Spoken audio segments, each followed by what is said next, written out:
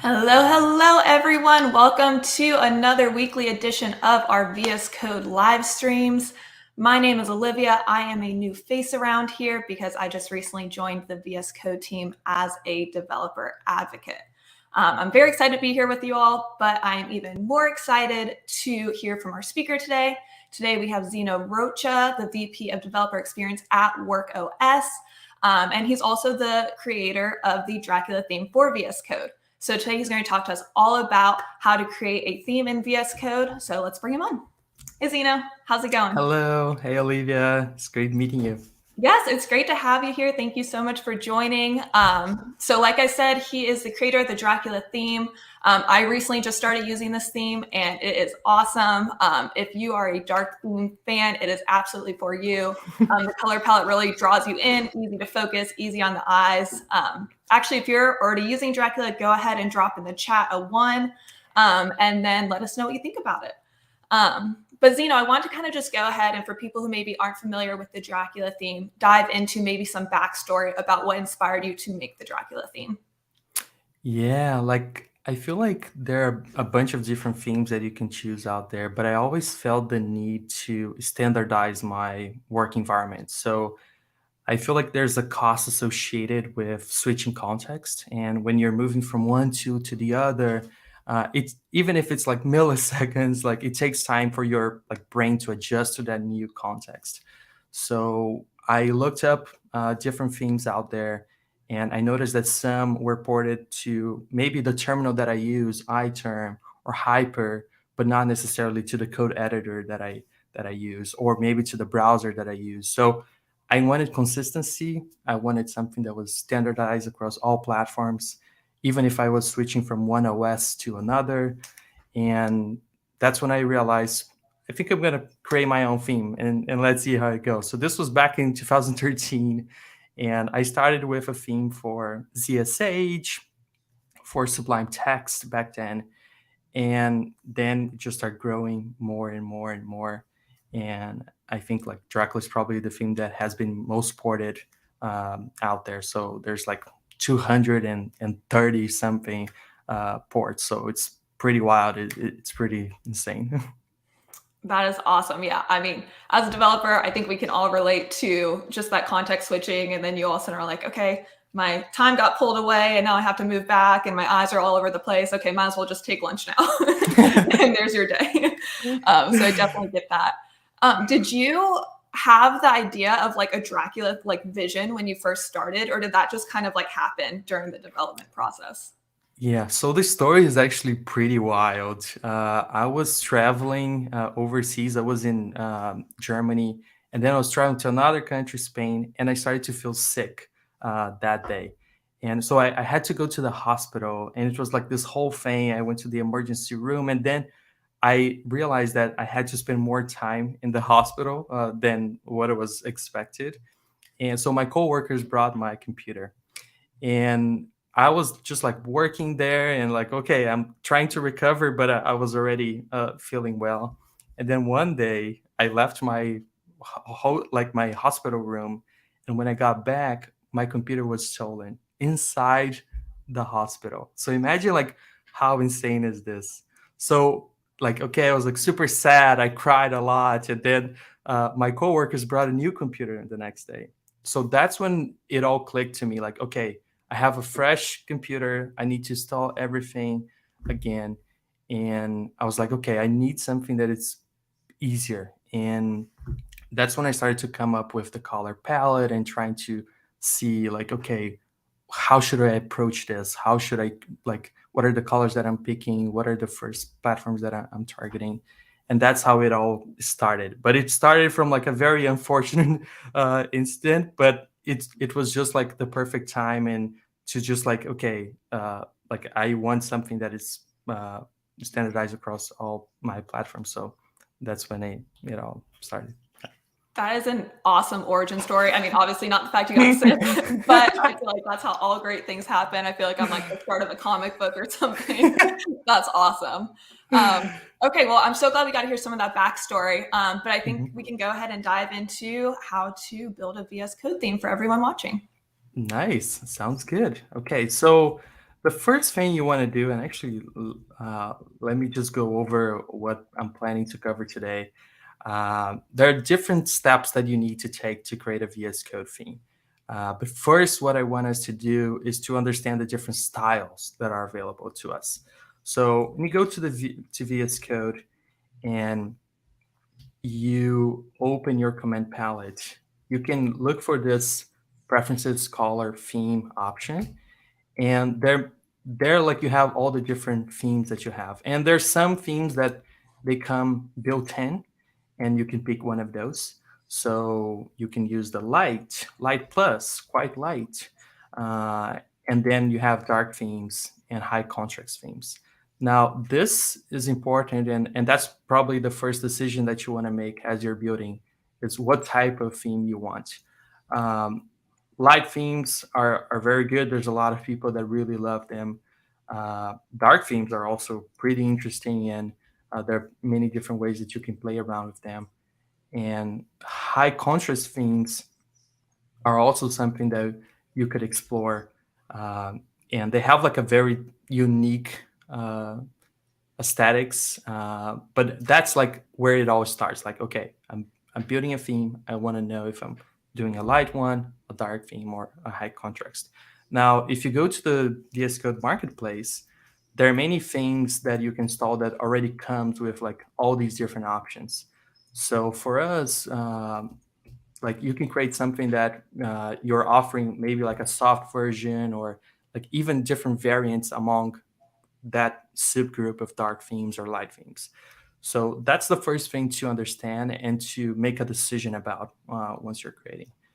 In this case, for this demo, what we're going to do is create a dark theme.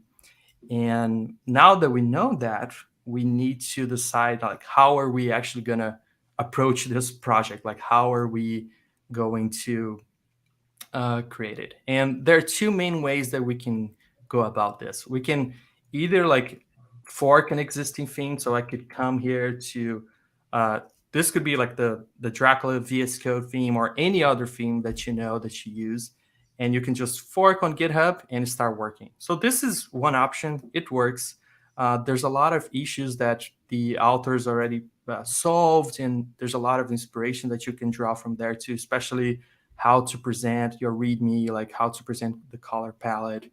But there's this super interesting tool that the VS Code theme offers, which is a Yeoman generator.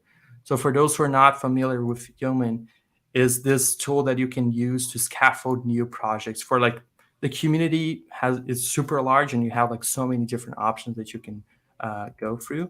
But VS Code has one in particular. So we're going to start with that. So I already installed the package, but you can just run yo code, and then you're prompted with like some options here. So this is the same tool that you use to create a color theme, but you can also create a whole extension. You can pick between TypeScript and JavaScript. So there are lots of different options here that you can use. We're gonna pick the color theme, and now there's another decision that you need to make. Again, you can just reuse something that already exists, and you can build on top of that, or you can start from scratch. So let's take a look at this option. So over here, I can import a TM theme file. So what is this? There was a very popular text editor back then called TextMate. I don't know if it's even around anymore, but they made this really popular extension that lots of themes and lots of code editors support nowadays, which is this .tm theme file.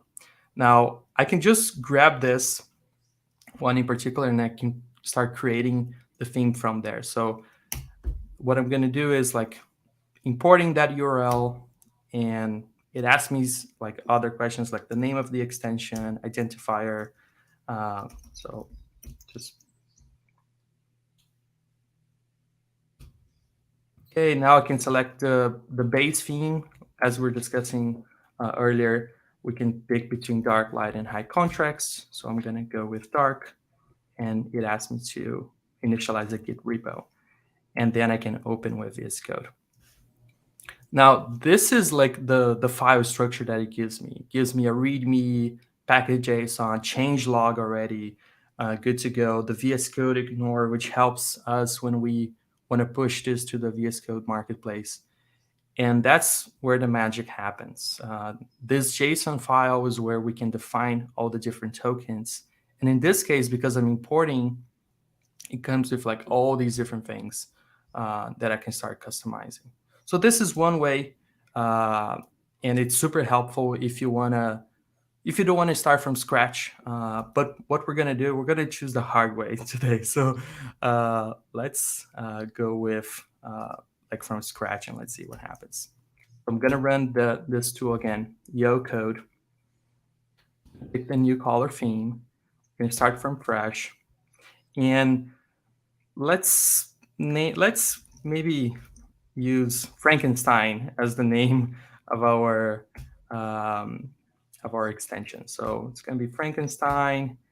The name displayed to the user, same thing, and it's gonna be a dark theme. Okay, so let's look at the difference that this is gonna show to us. So now it's pretty much the same file structure, but we have just one file and everything, like all the different tokens are here. And this is good because it already gives me a lot to work with, and I can start like finding and replacing some of the colors that we're using.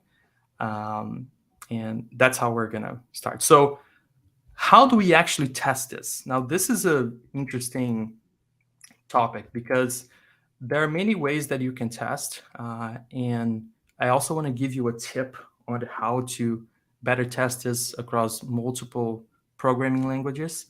But what we're going to do is that we're going to open this mode.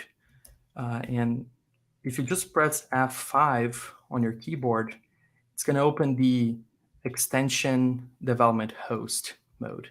So in this mode, like we have like the debug console over here. We have this little toolbar that we can stop the debugging. And this is the tool that is used to debug any extension that you're writing. And what is interesting about that is that it's already using the theme that was defined on that file. So here already have some base colors that we can play with, and we can start changing and switching things up. So for example, let's say we want to change the background and just want to do like full black background, and I just save it, it's here. So I don't have to really like refresh anything. All the changes that I make on that file are already going to be replicated here. So this is really cool, and it gives us a lot of room to improve and start like iterating on top of this. So now the other thing to take in consideration as you are like thinking about a theme is how do you actually test like that specific programming language that you use. So what I typically like to do is I write a file that has all the different tokens possible in a language. So let's take this code snippet, for example. I have a multi-line comment block. I have a class. I have name of that class. I have an object. I have a property. I have symbols like the equals, minus. I have methods, and I have single line comments. I have strings, numbers, arrays, and this is really good because it gives me a full look on that theme, just like in one file. And then I like to do the same thing for all the other languages. So how would that look with Kotlin? How would that look with PHP, Python, Ruby, Scala, Swift? And I try to follow the same format so I can test everything. And this is just a helper, just a little tip. After like creating themes for a while, this has been really helpful. And in case you want to use this is open source.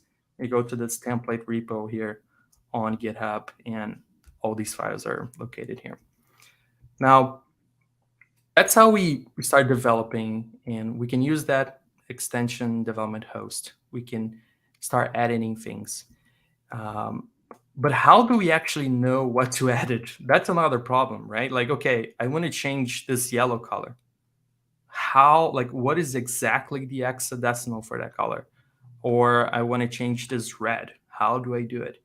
And again, there's this really handy thing that you can open, which is the developer inspect editor tokens and scopes. So you open your color palette, you find that option, and when you toggle that, this interesting visualization pops us to us. Like, I can navigate across like the whole code, and it gives me like all the different scopes that are applied to this, and then all the different colors. So this is really, really cool because it allows me to find, okay, let's say I want to change this color.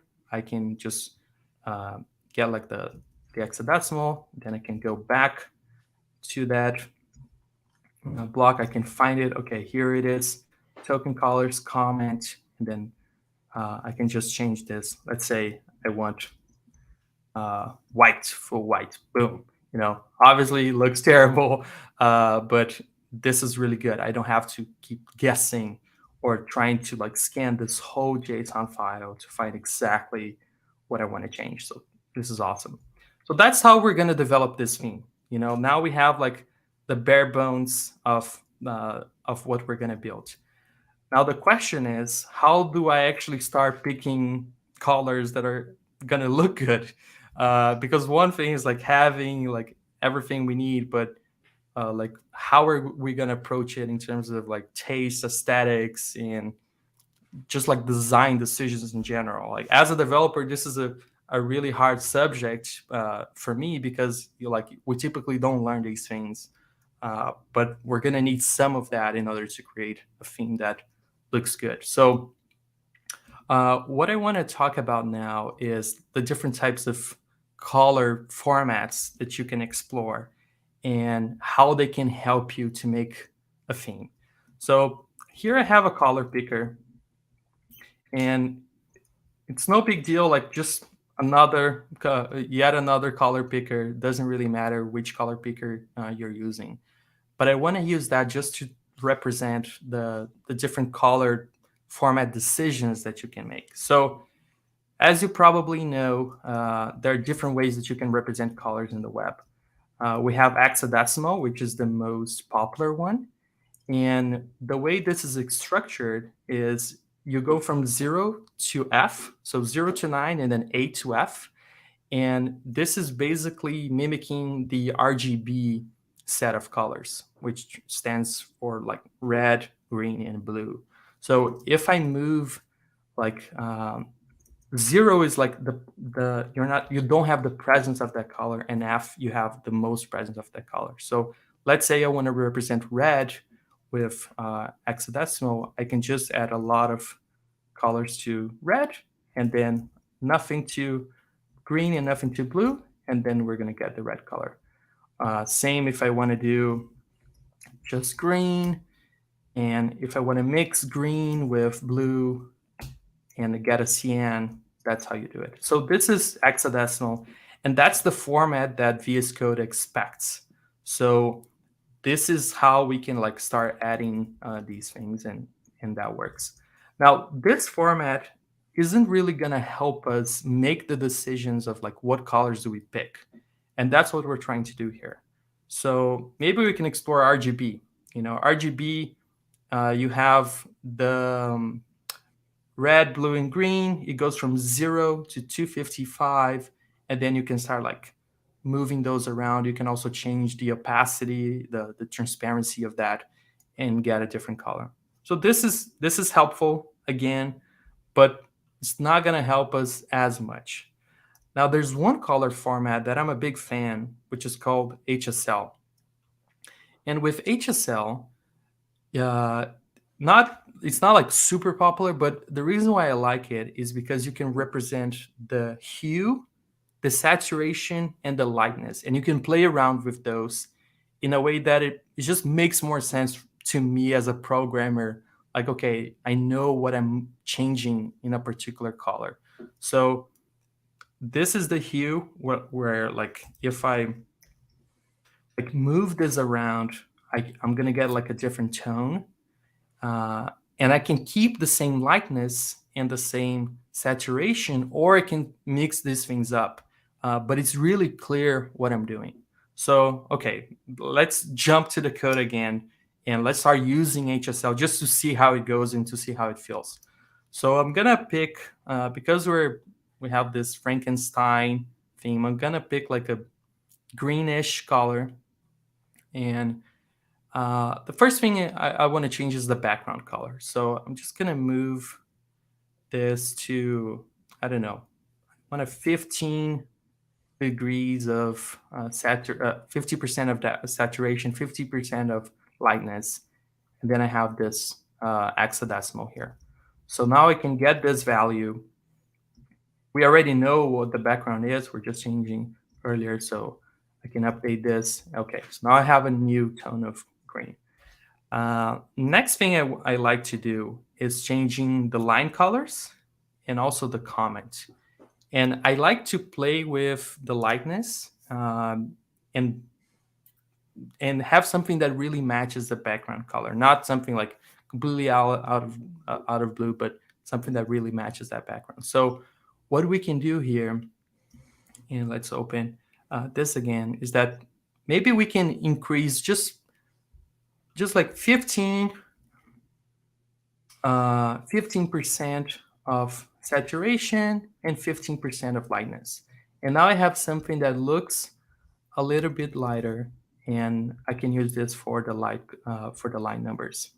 So the line numbers, we can just try to find here, but yeah, like the tricky thing with line numbers specifically is that I can open this block and I can move this around and try to like find a token, but I can really get to the line numbers. So let's go to the VS Code documentation and let's see what we can find there.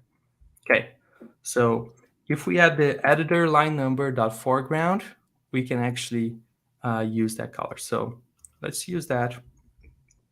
Let's see how it goes. I'm just gonna add this here. And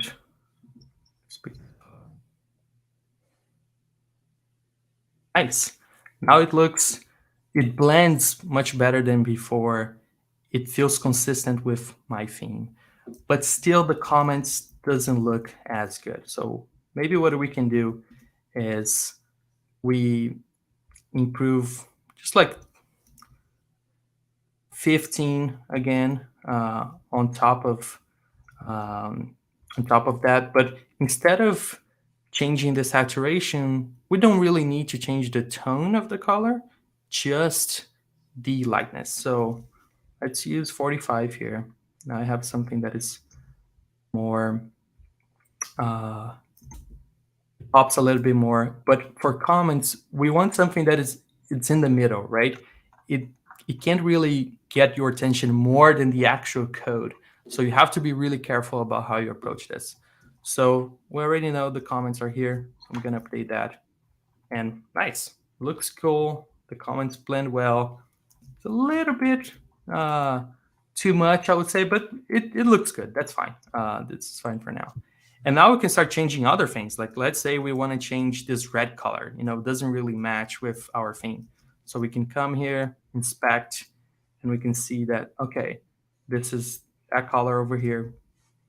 So we can come and we can just like find all the occurrences of this color, let's say. Now, for this one, what we can do differently is we can use the same tone, but we can change like the hue, like the a different color. So we can pick, let's say, like we can move this around, and let's say I want something that is more like this, like, and here I'm gonna change to, let's say all our variables are gonna pop more and they're gonna follow the same brightness and the same saturation, the same lightness. So here I'm gonna pick this color and let's see. Okay. So now I have a blue. Let's change this other one to more greenish. And again, the cool thing about this is that I can just change the hue now. So maybe I want something around here. So I can get this color.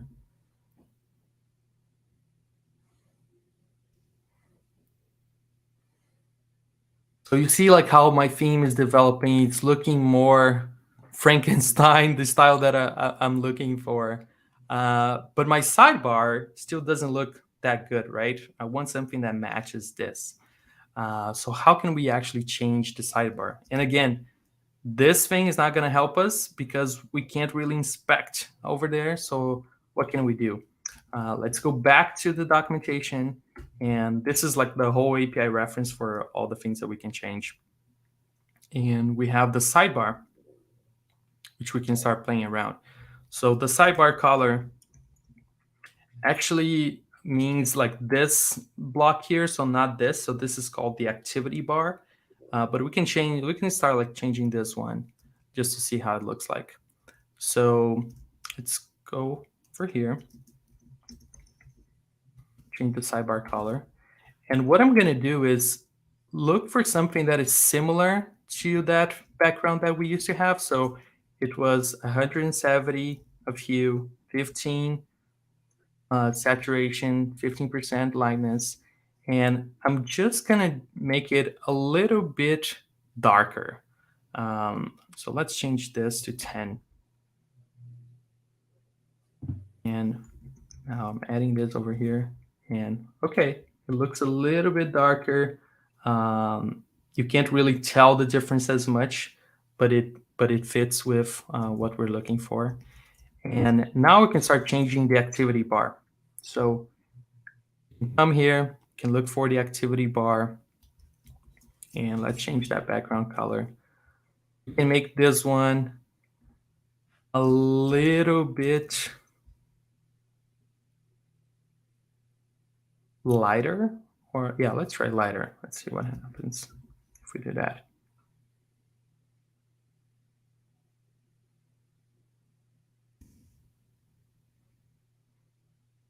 Cool. So now we have this green background, but still, like I don't like this. I don't like this line over here. Just white line. Like we want something to represent the active state a little bit better. And maybe we can reuse the comment color because I think that looks good. So we can look for the activity border option here. We can declare that. Copy this. Boom. It's way better now. And yeah, this is our theme. This is Frankenstein. So what happens now? We have the theme. How can I really test outside of this extension development host mode? And that's how we can start playing around. So there's this tool called VSCE, which is another command line tool from the VS Code team. And we can, yeah, let's play around with that. So I'm just going to close this debug mode right now. I'm still using now my default theme. And let's say I want to package this right now. So I'm going to go to the Frankenstein folder, and I'm going to run this CLI called VSCE, and I'm going to package it. Okay, we got an error. So they're saying that we actually need to added the README file, and yeah, that's a great idea. Let's do that. So Frankenstein, my awesome theme. Now I can start packaging this. Okay, so I don't have the repository field, but that's fine. I don't have a license, but that's fine as well. And now we have this file called VSIX. So this is the extension that VS Code uses to package different extensions. And now that we have that, we can actually import this locally as if it was a package that you installed in the marketplace. So we can open our command palette again, look for install from VSIX, and look for this file on our computer. So where it is, it's here. Oops.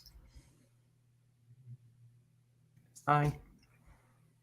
Okay, this extension is installed. And now I can come to my color theme option, and now I can start looking around for that. So where's Frankenstein? Boom, here it is. And now I have my theme. It's working, and it has all the different things that we updated.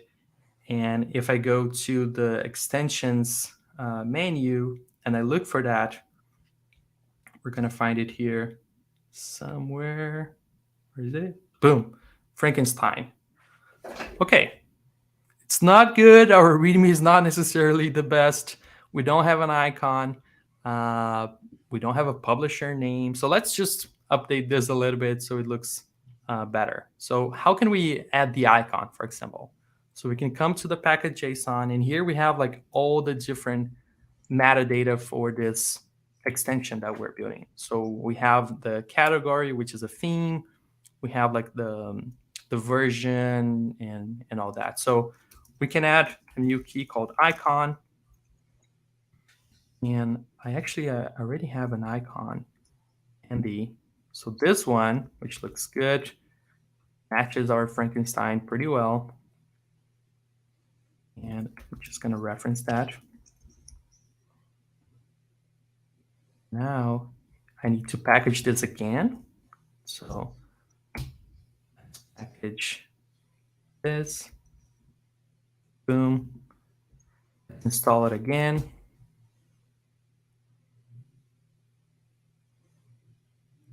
Now, if I go to the extensions tab, here it is. Here's our icon. Frankenstein looks so cool. And now this is ready to publish. Like I can start like updating and pushing this to the marketplace, and I can have more people using. And that's pretty much what I had for us today. I hope this was useful. I hope this was nice to follow and see how you can build a theme. And yeah. That was awesome. Thank you so much for going through that.